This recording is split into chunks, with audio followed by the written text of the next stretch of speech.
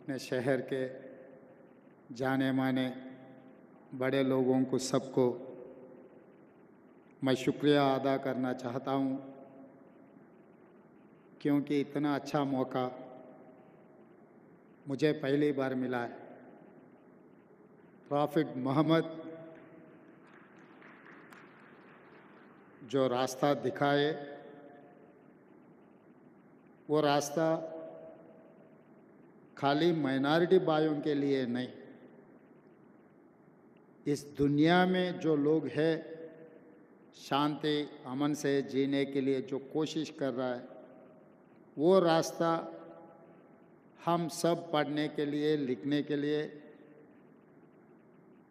अपने परिवार को बोलने के लिए मौलाना रहमानी साहब एक अच्छा किताब लिख के एक किताब रिलीज़ करने के लिए और आप लोग सबसे मिलने के लिए एक अच्छा मौका मुझे मिला है। क्योंकि हम बहुत सारे जलसा में जाते हैं, हर जलसा इस देश के, इस प्रदेश के चलाने के लिए कोई रास्ता, वो रास्ता के बारे में चर्चा करने के लिए मौका नहीं मिलता है। अपने अपने पार्टियों का, अपना अपना कार्यकर्ताओं का कुछ बात सुनने के लिए, बात बोलने के लिए जाते हैं, मगर ऐसे मौका बहुत कम मिलते। मैं ज़्यादा यहाँ भाषण नहीं देना चाहता हूँ, मगर ये ऐसे मौके पे ऐसे किताब रिलीज़ करने के वजह से हम लोग सब मिलकर शांति से, अगर भाषा अलग हो, मज़हब अलग हो, प्रॉफिट मोहम्मद ने जो ने कहा, गीता में जो कहा, बाइबल में जो कहा, इस सब का एक ही मतलब है कि हम सब लोग मिलजुल के इस देश को आगे ले जाने के लिए, इस दुनिया को शांति अमन से रखने के लिए। तो ऐसे मौके पे इस देश में क्या हो रहा है, क्या होने वाले हैं, कुछ लोग जहर फैलाने के लिए जो कोशिश कर रहा है, उसको रोकने के लिए हम लोग सब मिलकर सोचना है।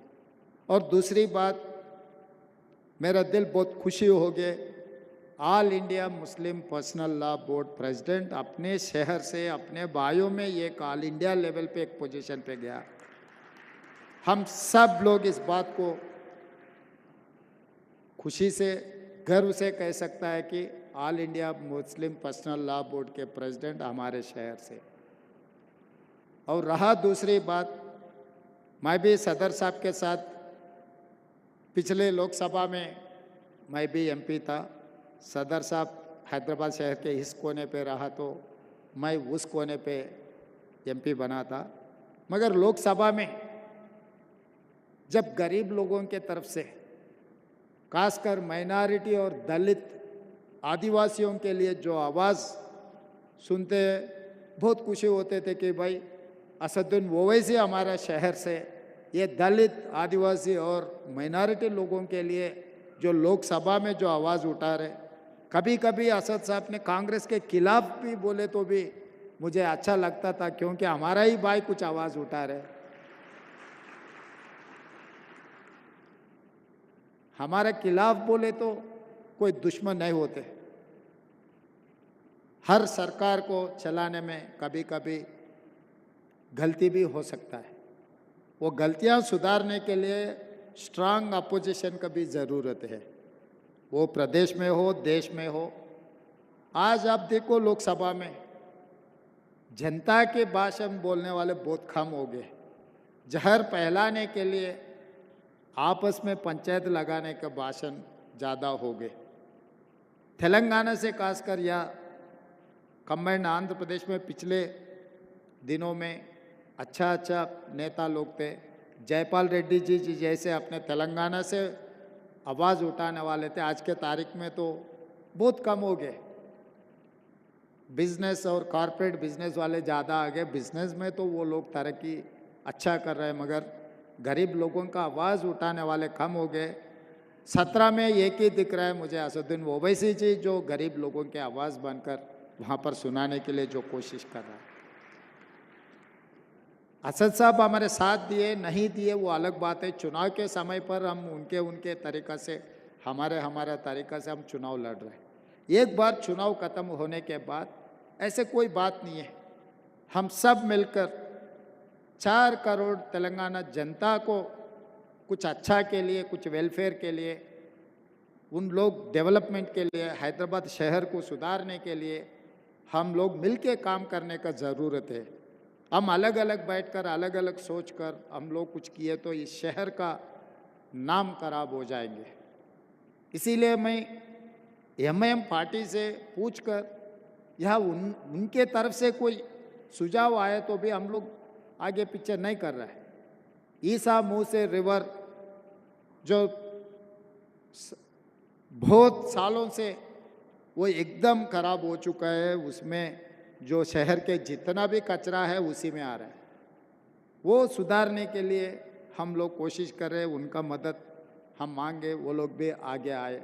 और गरीब लोगों को भी, जितने भी गरीब लोग हैं, डबल बेडरूम घर देने के लिए सरकार के तरफ से हम लोग कोशिश कर रहे हैं, उसका भी हम लोग सबका नामा ले रहे। जो जो गरीब है उन लोगों को सरकार के तरफ से जो मदद मिलना है हम लोग वो काम करने के लिए और कोशिश कर रहे हैं। तो इसीलिए आने वाले चुनाव में भी इस देश में, क्योंकि ये हिंदुस्तान अपना मुल्क है, इसको बचाने का जिम्मेदारी अपना ही है और कोई नहीं आएंगे इस दुनिया को, इस मुल्क को बचाने के लिए। जो जहर फैलाने के लिए, चुनाव जीतने के लिए कुछ कोशिश किए तो कोई गलती नहीं है, मगर चुनाव जीतने के लिए एक जहर फैला के अपने आपस में एकदम फिर कभी मिले नहीं मिले जैसा कुछ कामों करने के लिए जो लोग कोशिश कर रहे हैं, उन लोगों से बच के रहना है। आगे यहाँ से कोई भी अगर चुन के जा रहा है इस देश को बचाने के लिए, गरीब लोगों का आवाज़ उठाने वाले रहा तो और बेहतरीन रहेंगे। क्योंकि इस मुल्क को बचाने का आज़ादी हमने लड़के ला ली, इस मुल्क को बचाने की जिम्मेदारी भी अपना ही है। तो जैसे मौलाना रहमानी साहब जो प्रॉफिट मोहम्मद रास्ता जो दिखाए, वो रास्ता में गए तो इस मुल्क को बचाने के लिए कोई दिक्कत नहीं है। मैं यकीन से कह सकता हूँ एक अच्छा रास्ता में हम लोग चलना है। ये अच्छा रास्ता अपने को आगे अच्छे दिन लाएंगे। हम लोग सब मिलकर सबके साथ हम लोग ये सरकार चलाने के लिए, और यहाँ के पिछले हिस्ट्री भी देखो, 2 बार नायडू जी को जीता है, 2 बार राजशेखर रेड्डी जी को जीता है, 2 बार चंद्रशेखर राव को भी जीता है, 2 बार कांग्रेस के भी सरकार बनाने के उम्मीद है। ये 10 साल हम गरीब लोगों के लिए, गरीब तरक्की के लिए हम लोग कोशिश करेंगे। और ऐसे मौका बार बार आए तो मैं बहुत खुशी हो जाऊंगे, क्योंकि आपकी आवाज़ भी सुनने के लिए, मिलने के लिए एक अच्छा मौका है। इतने सारे स्कॉलर्स को मिलने का मौका कभी बहुत कम मिलते, ये अच्छा जो मौका मिला है। और जो ऑर्गेनाइजर से जो शामिल हुए बड़े नेता लोग, बहुत सारे जाने माने बड़े बड़े लोग हैं। हम ऐसी किस्मत है कि हम मंच पे बैठे हुए हैं, मगर मंच के नीचे जो लोग हैं हमारे से कोई कम नहीं है, हमारे से भी बहुत एक्सपीरियंस और दुनिया के लिए जो काम कर रहे हैं, सबको मैं शुक्रिया अदा करते हुए यहाँ छुट्टी लेता हूँ। धन्यवाद मित्रों।